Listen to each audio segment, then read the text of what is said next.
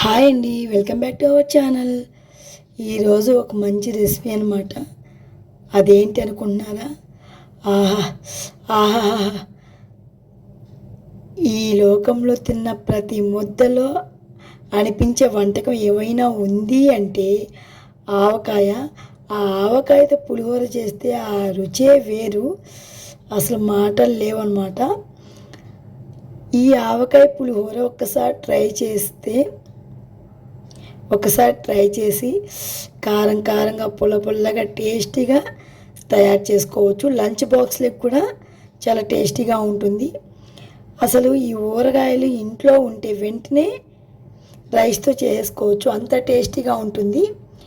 నేను ఏ విధంగా చేశాను అనుకున్నారా? టేస్ట్ అది చాలా బాగుంది. అసలు ఆ టేస్ట్ ఒక డిఫరెంట్ టేస్ట్ అనమాట. ఆవకాయతో తింటే ఆ టేస్ట్ వేరు. ఆ ఆవకాయతోనే పులిహోర చేస్తే ఇంకెందుకులే అబ్బా, అద్భుతమైన అని చెప్పవచ్చు అనమాట ఈ రెసిపీని. నేనైతే తెల్ల నువ్వులు ఉంటాయి కదా, ఆ తెల్ల నువ్వులు వేయించేసుకున్నాను.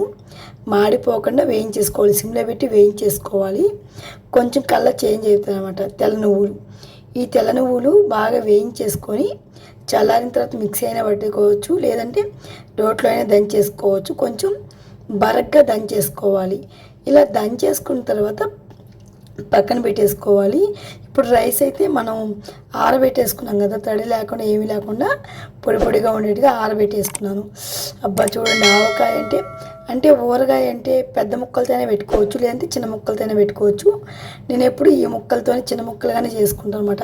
చూసారా, కలర్ఫుల్గా ఉంది. వేడి అన్నంలో తింటేనే ఆ టేస్ట్ అయితే, ఇంకా పులిహోర చేస్తే ఇంకెంత టేస్ట్ ఉంటుంది కదా. అసలు చూస్తూ ఉంటే పెరుగన్నంలోకైతే చాలా బాగుంటుంది కదా, అసలు టేస్టే వేరనమాట. ఈ ఊరగాయ నేను రైస్లో అయితే మొత్తాన్ని కలిపేస్తున్నాను. ఇలా కలిపేసుకున్న తర్వాత మనం పౌడర్ చేసి పెట్టాం కదా తెల్ల నువ్వులు, ఆ తెల్ల నువ్వులు కొద్దిగా సాల్ట్ యాడ్ చేసుకొని మొత్తాన్ని కలుపుకోవాలి. ఆ మిశ్రమాన్ని ఒకసారి కలుపుకోవాలి. చూడండి, కలర్ఫుల్గా కనిపిస్తుంది. అసలు అలానే తినాలనిపిస్తూ ఉంది కదా. అలా కాదు, కొంచెం డిఫరెంట్గా తినాలనుకున్నాం కదా, పోపు పెట్టేసుకొని పులిహోర కదా మనం చేసుకునేది. చూడండి, ఈ తెల్ల నువ్వుల పొడి ఉంది కదా, ఆ తెల్ల నువ్వుల పొడి కూడా అందులో కలిపేసుకోవాలి. రైస్లోనే ఊరగాయన్ని కలిపేసుకున్నాం కదా, అందులోనే కలిపేసుకోవాలి ఆ పొడి కూడా. చూడండి, కొంచెం డిఫరెంట్ టేస్ట్ అనమాట తెల్ల నువ్వులు వేయడం వల్ల, మంచిది కూడా అనమాట. చూడండి ఎంత కలర్ఫుల్గా కనిపిస్తుంది కదా. అసలు స్పూన్తో అలానే తినేద్దాం అనిపిస్తుంది. అలా కాదు, కొంచెం పోపు పెట్టేసుకుందాము. నేనైతే 2 స్పూన్ల ఆయిల్ తీసుకున్నాను. అలా ఆయిల్ తీసుకున్న తర్వాత కూడా కొంచెం నేను 1 స్పూన్ ఆయిల్ వేసుకున్నాను, నెయ్యి కూడా వేసేసుకున్నాను అన్నమాట లాస్ట్లో. చూడండి, 2 స్పూన్లు ఆయిల్ తీసుకున్నాను. ఈ పచ్చెనగపప్పు, పల్లీలు అవన్నీ తొందరగా వేగాలి కదా, కొంచెం వేగాలన్నమాట, టైం పడుతుంది. ఈ ఆవాలు ముందు వేస్తే మాడిపోతాయి, ఎందుకని లాస్ట్లో వేసాను. ఆవాలు కొద్దిగా వచ్చేసి పచ్చిమిర్చి, మన టేస్ట్ కారం తగ్గట్టు ఎండుమిర్చి అవన్నీ వేసేసుకోవచ్చు. అదేవిధంగా కరివేపాకు కూడా వేసేసుకున్నాను. ఇలా కరివేపాకు అన్నీ వేసేసుకున్న తర్వాత కొద్దిగా ఇంగు ఉంటుంది కదా, ఆ ఇంగు కూడా చల్లేసుకోవాలి అందులో. బాగా చల్లారిపోయిన తర్వాత ఈ రైస్లో కలిపేసేసుకోవాలి. మనం పోపు అన్నీ వేసేసుకుని నిమ్మకాయ దెబ్బ కూడా అందులోనే పిండి వేసేసుకోవాలి. చూడండి, మనకి ఒక మంచి రెసిపీ అన్నమాట మనకు వచ్చేసింది. లంచ్ బాక్స్లో కూడా చాలా ఈజీగా ప్రిపేర్ చేసుకోవచ్చు అనమాట. మీకు కూడా నచ్చింది కదా ఫ్రెండ్స్. నచ్చినందుకు ఒక చిన్న లైక్ ఇవ్వండి, మీ ఫ్రెండ్స్కి కూడా షేర్ చేయండి. ఇలాంటి మన వీడియోస్ ఎన్నో చూడాలంటే మన ఛానల్ని సబ్స్క్రైబ్ చేసుకోండి ఫ్రెండ్స్. ఇలానే సపోర్ట్ చేస్తాను ఫ్రెండ్స్, ఓకేనా. చూడండి ఎలా ఉన్నాయో, అసలు చాలా టేస్టీగా ఉంది.